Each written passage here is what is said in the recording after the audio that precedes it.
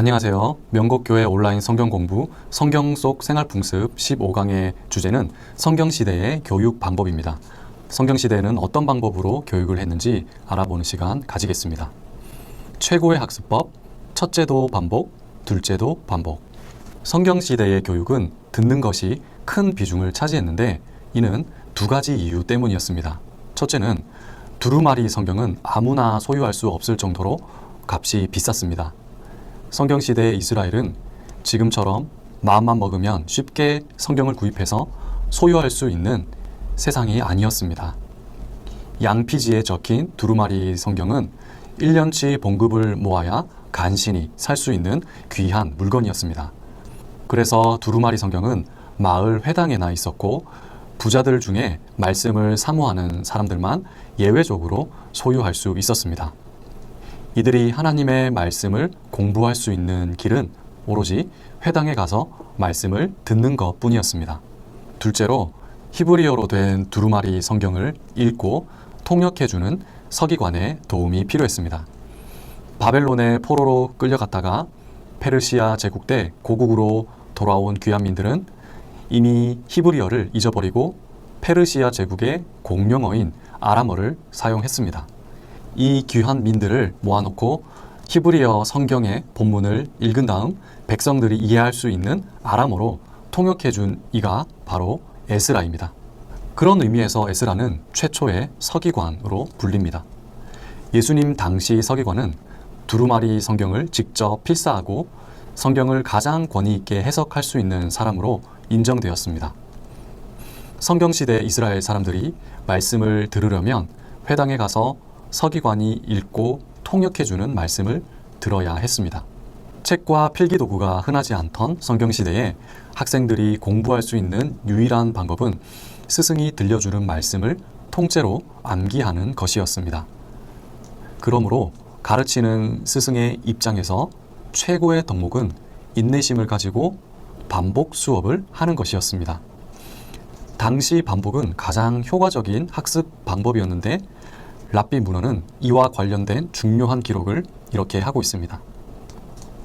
수업을 100번 반복하는 랍비는 101번 반복하는 랍비와 감히 견줄 수 없다. 토라를 공부하고 반복해서 복습하지 않는 학생은 씨를 뿌리고 수확하지 않는 농부와 같다. 이처럼 반복을 통해 토라와 랍비의 가르침을 통째로 암기하는 것이 당시의 학습법이었습니다.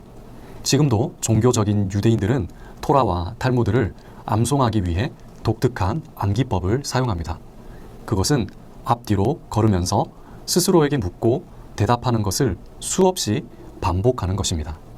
베들레헴에서 수도 생활을 하며 성경을 라틴어로 번역한 초대 교부인 제롬의 기록에 따르면 아담에서 수룹바벨까지 이스라엘 역사를 암기하지 못하는 유대인 소년을 보지 못했다라고 합니다. 말씀 묵상은 중얼거리는 것. 혼자서 중얼거리며 암기하는 성경시대의 독특한 학습법을 이해할 때 기존에 알고 있던 묵상의 개념을 새롭게 조명할 수 있습니다. 현대의 그리스도인들에게 말씀 묵상은 침묵 가운데 말씀을 음미하는 것이라고 생각합니다. 그러나 성경시대의 독특한 학습법을 이해하고 말씀 묵상과 관련된 시편의 구절을 살펴보면 묵상은 우리가 알고 있는 것과 전혀 다른 것임을 알 수 있습니다. 오직 여호와의 율법을 즐거워하여 그의 율법을 주야로 묵상하는도다. 나의 반석이시요 나의 구속자이신 여호와여, 내 입의 말과 마음의 묵상이 주님 앞에 연락되기를 원하나이다. 시편 말씀에 나오는 묵상한다는 단어는 히브리어로 호게이고 묵상은 히가요온입니다. 이것은 중얼거린다는 뜻인데 침묵 가운데 명상하는 것과는 거리가 멉니다. 주야로 중얼거리면서 말씀을 통째로 암기하는 사람이 시편 기자가 말하는 복 있는 사람이라는 뜻입니다. 당시에는 이런 식으로 말씀을 묵상했기 때문에 말씀 묵상을 하는 사람에게 가까이 가면 그가 어떤 말씀을 묵상하는지 알 수 있었습니다. 말씀을 소리내어서 반복적으로 중얼거리는 것이 말씀 묵상이었기 때문입니다. 들음을 통해 대대로 전수되다. 책이 흔하지 않던 성경시대에 하나님의 말씀을 깨달을 수 있는 유일한 통로는 듣는 귀에 있었습니다.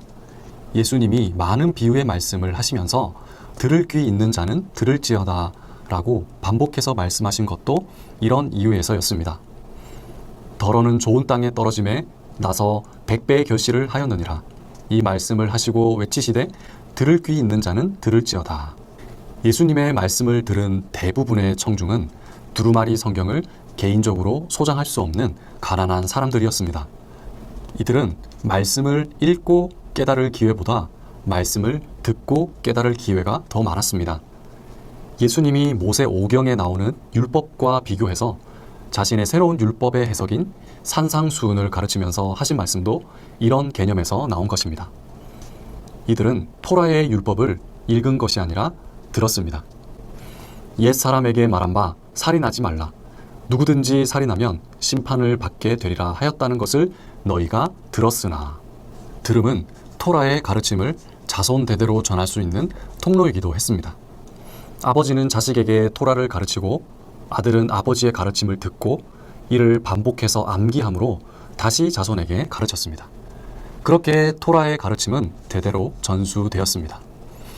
내 자녀에게 부지런히 가르치며 집에 앉았을 때에든지 길을 갈 때에든지 누워 있을 때에든지 일어날 때에든지 이 말씀을 강론할 것이며 이는 우리가 들어서 아는 바요 우리의 조상들이 우리에게 전한 바라.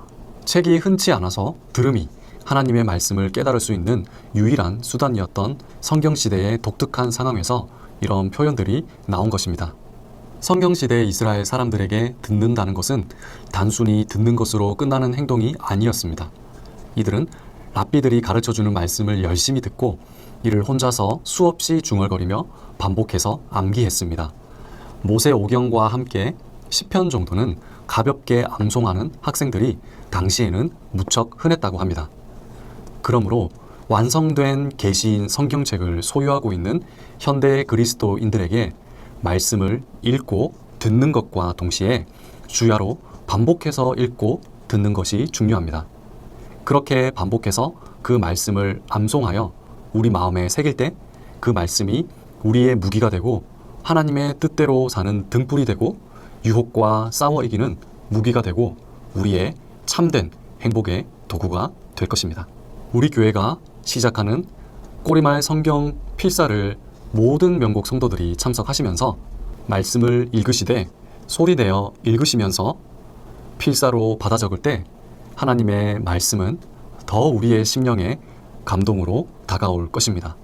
사랑하는 여러분, 항상 말씀을 읽고 듣고 또 필사함으로 하나님께서 주시는 풍성한 은혜 가운데 살아가는 한 주가 될 수 있기를 간절히 소망합니다.